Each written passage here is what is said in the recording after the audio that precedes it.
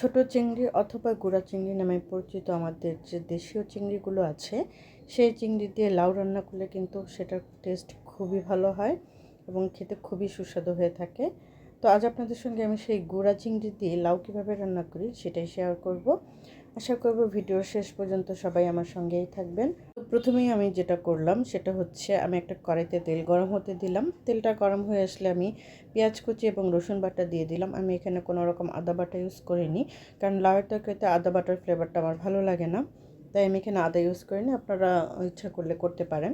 তো পেঁয়াজ এবং রসুন বাটাটাকে আমি খুব ভালোভাবে একটু ভেজে নিলাম যাতে এর কাঁচা ফ্লেভারটা চলে যায়। তারপর আমি একে একে অন্যান্য উপকরণ যেমন লবণ, হলুদ, মরিচ এবং জিরার গুঁড়ো দিয়ে দিলাম এবং সামান্য পানি দিয়ে দিলাম যাতে মশলাগুলো পুড়ে না যায় এবং খুব ভালোভাবে কষানো হয়। তো মশলাগুলো যখন খুব ভালোভাবে কষানো হয়ে গেল, এর মধ্যে আমি দিয়ে দিলাম চিংড়ি মাছ এবং টমেটো।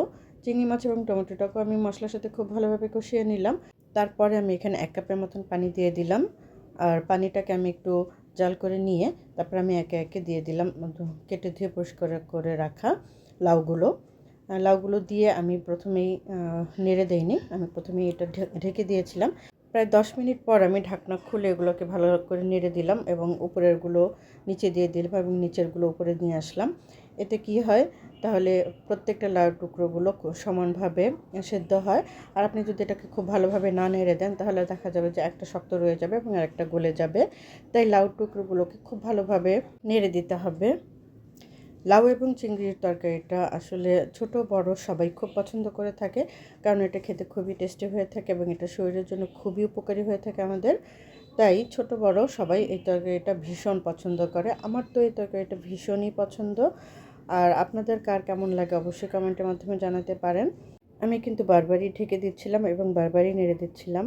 এই রান্নাটি হতে কিন্তু খুব বেশি সময় প্রয়োজন হয় না, তবে লাউ নির্বাচনে যদি ভুল হয়ে থাকে তাহলে কিন্তু বেশ সময় লেগে যেতে পারে। তাই লাউ নির্বাচন করতে হবে খুবই সতর্কতার সাথে। লাউটা যেন খুব বেশি কচিও না হয় আবার খুব বেশি বুড়োও না হয়, ঠিক মাঝামাঝি পর্যায়ে যে লাউটা পাওয়া যাবে সেই লাউটাকেই কিনে নিতে হবে। যাই হোক, লাউ রান্না করব আর কাঁচামরিচ দেব না তা কী করে হয়।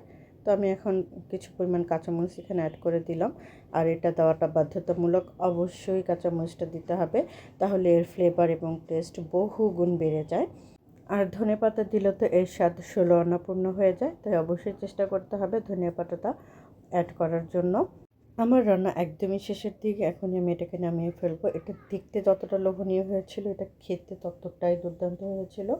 এই পর্যায়ে আমি একটু লবণ অ্যাড করে দিয়েছি, কারণ আমার মনে হচ্ছিল একটু লবণ কম হয়েছে। এই হলো আমার রান্নার ফাইনাল লুক।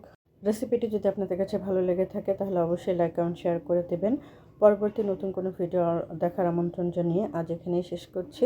সবাই ভালো থাকবেন এবং সুস্থ থাকবেন। আসসালামু আলাইকুম।